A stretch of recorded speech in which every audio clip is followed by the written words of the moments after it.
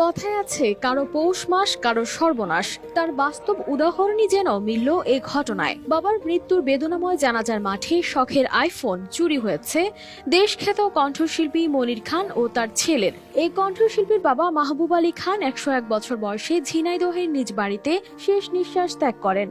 বুধবার সকালে মহেশপুর উপজেলার মদনপুর গ্রামে তার জানাজা সম্পন্ন হয়। শোকের ছায়ায় ঘেরা সেই পরিবেশেই ঘটে যায় এই অনাকাঙ্ক্ষিত ঘটনা। অসাধু কিছু লোক আমার ফোনটা চুরি করে নেবে এই চিন্তা তো মাথায় নাই। আমার এবং আমার ছেলের মোবাইলটা নিয়ে গেছে।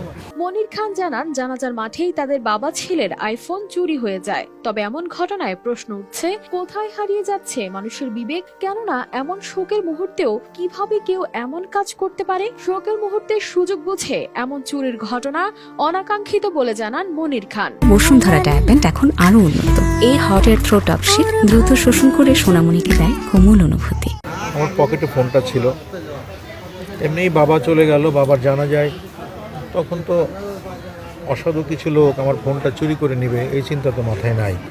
বাবার লাশ সামনে, সেদিকেই লক্ষ্য, চোখের পানি থামছে না, বুকের ভিতরে সবসময় কষ্টের আর্তনাদ চলছে। সেই মুহূর্তে কিছু অসাধু লোক, তারাই সুযোগ সন্ধানী এইভাবে আমার এবং আমার ছেলের মোবাইলটা নিয়ে গেছে।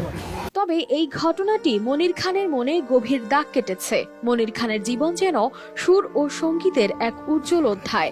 একের পর এক একক অ্যালবাম ও চলচ্চিত্রের গান দিয়ে তিনি শ্রোতাদের মুগ্ধ করে আসছেন। সঙ্গীতের অবদানের জন্য পেয়েছেন জাতীয় চলচ্চিত্র পুরস্কার সহ বহু সম্মাননা। News desk, RTV।